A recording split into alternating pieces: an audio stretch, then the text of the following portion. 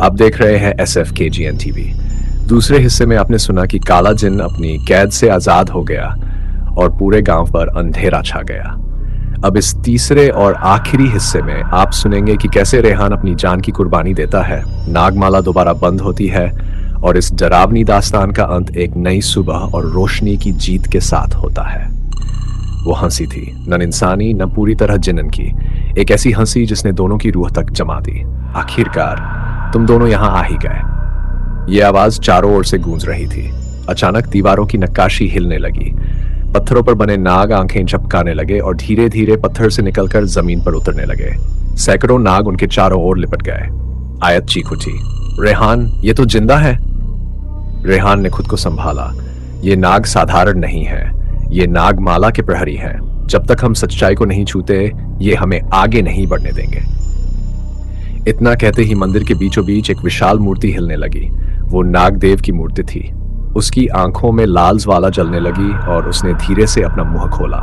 उसके अंदर से काले धुएं का साया निकला। वो जिन्न का आत्मिक अंश था। जिन्न ने विकृत हंसी के साथ कहा, तुमने मुझे कैद से आजाद किया, अब मैं नागमाला की ताकत को भी अपना बना लूंगा। फिर ना इंसान बचेंगे ना नाग, सिर्फ अंधेरा होगा और मैं काला जिन्न। रेहान और आयत पत्थर जैसे जड़ हो गए। उनके सामने अब सिर्फ जिन्न का साया ही नहीं था, बल्कि पूरा नागवंश का श्राप खड़ा था। आयत ने कांपती आवाज में कहा, रेहान, क्या हम सच में इसे रोक पाएंगे? रेहान ने उसकी ओर देखा। उसकी आंखों में डर नहीं बल्कि दृढ़ता थी। हमने एक बार मौत का सामना किया है, अब हम इसे भी रोकेंगे, लेकिन इस बार हमें अपने जीवन से बड़ा बलिदान देना होगा। मंदिर की छत हिलने लगी। नागों की फुफकार और जिन्न की हंसी एक साथ गूंज उठी। मंदिर की छत पर बादलों जैसी काली धुंध जमा हो चुकी थी। नागदेव की मूर्ति की आंखों से अब लगातार लाल ज्वालाएं निकल रही थीं। सैकड़ों नाग फुफकारते हुए रेहान और आयत के चारों ओर घूम रहे थे, जैसे वे बलि का इंतजार कर रहे हों। रेहान ने तलवार को कसकर थाम लिया। उसके दिल की धड़कनें तेज थी, लेकिन उसके चेहरे पर डर नहीं, सिर्फ संकल्प था। आयत ने कांपती आवाज में कहा, रेहान, हम अकेले इतने नागों और जिन्न के साये से नहीं जीत सकते। रेहान ने उसकी ओर देखा। डर मत आयत, याद रख, हर श्राप की कोई न कोई कमजोरी होती है, हमें बस वो ढूंढनी है। अचानक जिन्न का साया मूर्ति के पीछे से प्रकट हुआ। उसकी आंखें अंगारे जैसी जल रही थीं। उसकी आवाज मंदिर की दीवारों से टकराकर गूंज उठी। कमजोरी? हा हा हा, तुम्हारी सबसे बड़ी भूल यही है कि तुम सोचते हो मैं अधूरा हूं, लेकिन अब मैं नागमाला की आत्माओं से जुड़ चुका हूं। अब मैं अमर हूं। इतना कहते ही नागदेव की मूर्ति फट गई। उसके टुकड़ों से काले नागों की लपटें बाहर आईं। हर नाग का चेहरा आधा सांप और आधा जिन्न जैसा हो गया। आयत ने डर से पीछे हटते हुए कहा, हे खुदा, ये तो जिन्न नाग है। जिन्न की हंसी गूंजी। हाँ, जिन्न नाग, तुम्हारे लिए मौत का नया रूप। नाग नागिनों की फुफकार और जिन्न के साये की परछाई पूरे मंदिर को हिला रही थी। रेहान ने अपनी तलवार उठाई और मंत्र चिन्ह की ओर देखा, जो दीवार पर हल्का सा चमक रहा था। आयत, देख, वहां वो है श्राप की जड़। आयत ने उसकी दिशा में देखा। वो एक प्राचीन शिला थी जिस पर नागमाला और जिन्न का नाम एक साथ अंकित था, जैसे दोनों का बंधन वहीं से शुरू हुआ हो। आयत ने दृढ़ता से कहा, अगर हमें इन्हें हराना है तो उस शिला को तोड़ना होगा। रेहान ने सिर हिलाया। ठीक है, मगर उसके लिए हमें पहले इन जिन्न नागों से गुजरना होगा। इतना कहते ही पहला जिन्न नाग उन पर झपटा। उसके फन से काली आग की लपटें निकल रही थीं। रेहान ने पूरी ताकत से तलवार घुमाई। तलवार ने नाग के शरीर को छुआ तो उसकी चीख आसमान तक गूंज गई। मगर जैसे ही एक गिरा, वैसे ही 5 और निकल आए। जंगल की हवा कांपने लगी। मंदिर की नींव हिलने लगी। आयत ने हाथ में पवित्र दीप उठाया और चिल्लाई, आग, सिर्फ आग ही अंधेरे को काट सकती है।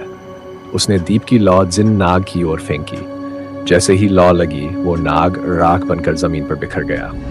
रेहान और आयत दोनों समझ गए, यही है इनकी कमजोरी। इनके अंधेरे को सिर्फ पवित्र आग ही मिटा सकती है। लेकिन जिन्न का साया गुस्से से दहाड़ा, नहीं, तुम कभी सफल नहीं होगे। तुम जितना लड़ोगे उतना ही श्राप गहरा होगा। मंदिर की दीवारें फटने लगीं। नागदेव की मूर्ति के पीछे एक और अंधेरी सुरंग खुल गई। उस सुरंग से भयंकर गर्जना आई, मानो श्राप का असली रूप बाहर आने वाला हो। रेहान ने आयत का हाथ थामा। अब या तो हम खत्म होंगे या ये श्राप। और दोनों उस सुरंग की ओर बढ़े। अंधेरे में उतरते हुए उनकी परछाइयां कांप रही थीं, मानो वे अब तक की सबसे बड़ी लड़ाई में उतर चुके हों। पौड़न सुरंग के अंदर कदम रखते ही रेहान और आयत को लगा कि वे किसी और ही दुनिया में पहुंच गए हैं। ये जगह अंधकार से भरी थी, लेकिन उस अंधेरे में भी हल्की सी नीली रोशनी चमक रही थी। दीवारों पर अजीब अजीब निशान उकेरे हुए थे, आधे नाग के, आधे इंसान के। हवा इतनी ठंडी थी कि सांस लेना मुश्किल हो रहा था। हर ओर से फुफकार और कानों को चीर देने वाली धीमी धीमी सरगोशियां सुनाई दे रही थी, मानो हजारों आत्माएं फुसफुसा रही हो।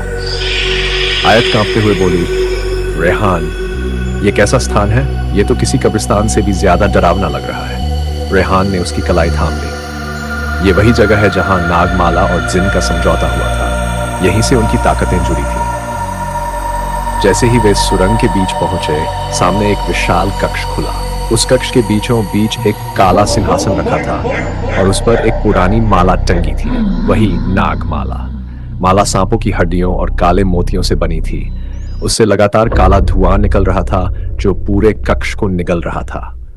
जैसे ही रेहान और आयत ने माला को देखा, जिनका साया प्रकट हुआ और गूंजती हुई आवाज में बोला, तो तुम दोनों यहां तक आ ही गए। यही है वो नागमाला जिसने सदियों पहले मुझे बांधा और फिर मुझे शक्ति दी।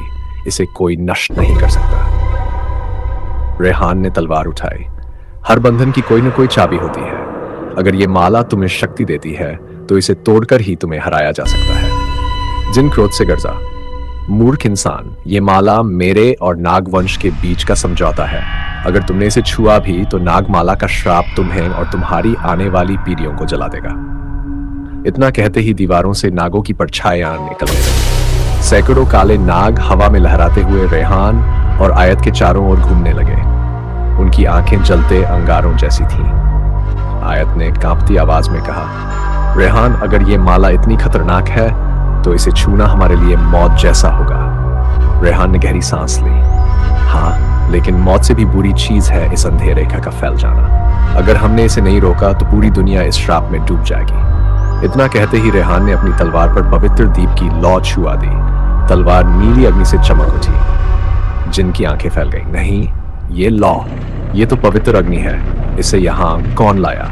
आयत ने दृढ़ स्वर में कहा, वही शक्ति जो हमेशा अंधेरे पर जीती है, ईमान और हिम्मत। रेहान तलवार उठाकर नागमाला की ओर बढ़ा, लेकिन जैसे ही उसने कदम आगे रखा, माला से काले नागों की लपटें उठी और उसके शरीर को घेर लिया।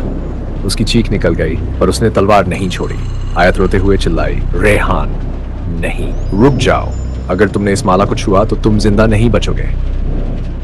रेहान ने पीछे मुड़कर उसकी ओर देखा। उसके होंठों पर हल्की सी मुस्कान थी। आयत, कुछ बलिदान जरूरी होते हैं। अगर मेरी मौत से यह अंधेरा रुक सकता है तो मैं खुशी खुशी ये श्राप झेल लूंगा। इतना कहते ही उसने नीली अग्नि से जलती तलवार को दोनों हाथों से थामा और पूरी ताकत से नागमाला पर वार किया। थम! तलवार माला से टकराई और पूरे कक्ष में गड़गड़ाहट गूंज उठी। दीवारें हिलने लगी। नाग तड़प तड़प कर जमीन पर गिरने लगे। जिन्न दर्द से चीख पड़ा, नहीं, ये माला मेरी शक्ति है, इसे कोई नष्ट नहीं कर सकता। लेकिन अग्नि की लौ माला के मोतियों को पिघलाने लगी। हर मोती के टूटने पर एक आत्मा आजाद होती जा रही थी। हजारों कैद आत्माएं रोशनी बनकर आसमान की ओर उड़ने लगी। रेहान का शरीर अब कांपने लगा। उसकी हथेलियां जल रही थी। आंखों से खून टपक रहा था। श्राप उसकी रगों में आग बनकर दौड़ रहा था। आयत आगे बढ़ी और उसके कंधे पर हाथ रखा। नहीं रेहान, अकेले मत झेलो ये दर्द। अगर मरना ही है तो हम दोनों साथ मरेंगे। रेहान ने उसकी ओर देखा। उसकी आंखों में आंसू थे। आयत, तुम मेरी ताकत हो, लेकिन अगर तुम भी गई तो इस रोशनी का क्या होगा? तुम्हें जिंदा रहना होगा ताकि ये सच्चाई आगे बढ़ सके। इतना कहते ही उसने पूरी ताकत जुटाकर तलवार को माला के बीचों बीच घोंप दिया। धड़ाम! नागमाला टूट गई। एक भयंकर विस्फोट हुआ। नीली रोशनी पूरे कक्ष में फैल गई। जिन दर्द से चीखता हुआ धुएं में बदल गया और आग की लपटों में समा गया। मगर उसी पल रेहान का शरीर भी जमीन पर गिर पड़ा। उसकी सांसें तेज थीं, आंखें आधी बंद हो चुकी थीं। आयत घुटनों के बल बैठ गई और उसका सिर अपनी गोद में रख लिया। रेहान, उठो, हमने जीत ली है। देखो, जिन्न चला गया है, नाग आजाद हो गए हैं। अब हमें कोई खतरा नहीं है। उठो रेहान। रेहान ने मुश्किल से अपनी आंखें खोली। उसके होंठ कांपते हुए बोले, आयत, ये जीत तुम्हारी है। तुम्हारी हिम्मत, तुम्हारा विश्वास, तुमने अंधेरे को रोका है। उसकी आवाज धीमी होती चली गई। अगर मैं चला भी गया तो याद रखना, रोशनी कभी खत्म नहीं होती। इतना कहकर उसकी आंखें बंद हो गईं। आयत जोर से चीख पड़ी, नहीं रेहान। उसकी आंखों से आंसू बहते जा रहे थे।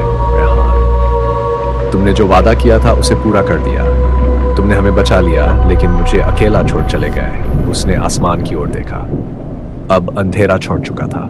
नीले आकाश में एक सुनहरी किरण फूट रही थी, मानो खुदा ने इस बलिदान को स्वीकार कर लिया। आयत धीरे धीरे उठी। उसने रेहान का सिर जमीन पर रखा और उसके सीने पर हाथ रखकर बोली, तुम्हारी कुर्बानी बेकार नहीं जाएगी।